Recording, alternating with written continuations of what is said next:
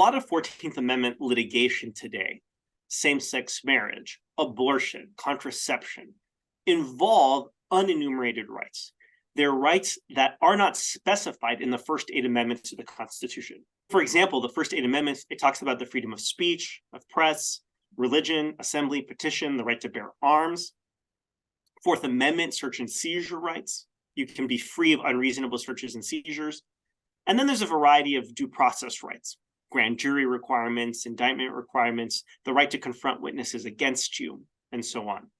But what about the right to contract, or the right to acquire property, or the right to marry, or the right to use contraception in marriage or out of marriage? These are arguably unenumerated rights. Now, the modern Supreme Court, through the 14th Amendment, not only has incorporated the Bill of Rights against the states, it has not only made the first 8 amendments applicable against the states, but it has held that there are certain unenumerated rights that the 14th Amendment protects absolutely against state interference.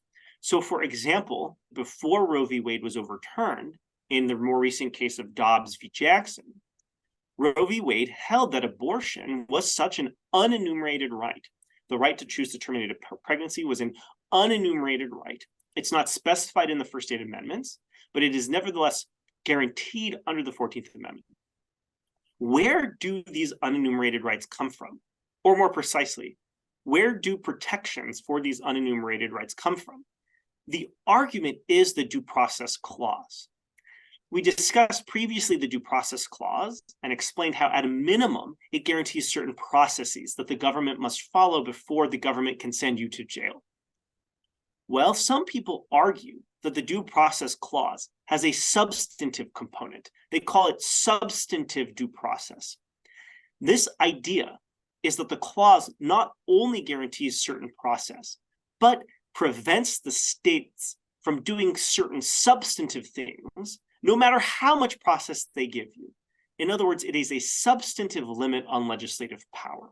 These unenumerated rights, if they exist at all, they come from this idea of substantive due process, that the clause not only guarantees certain process, but guarantees certain substantive rights absolutely, like the right to use contraception in marriage, like the right to get an abortion, like the right to send your children to parochial schools, or the right to teach your children German, for example.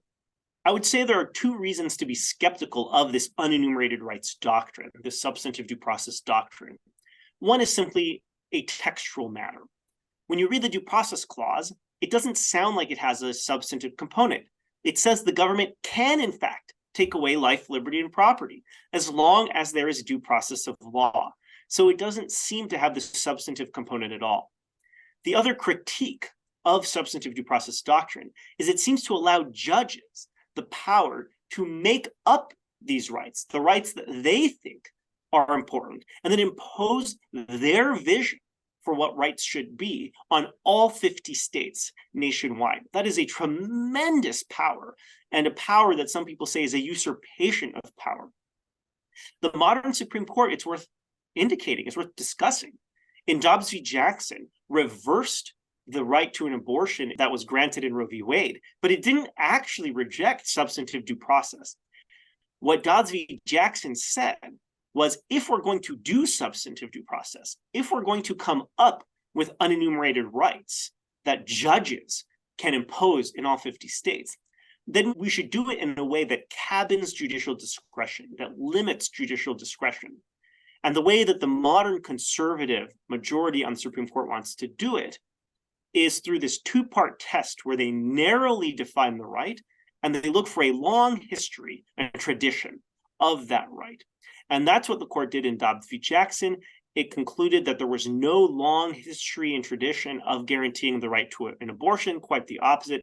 And therefore, even if substantive due process is a legitimate doctrine, it doesn't guarantee the right to an abortion specifically.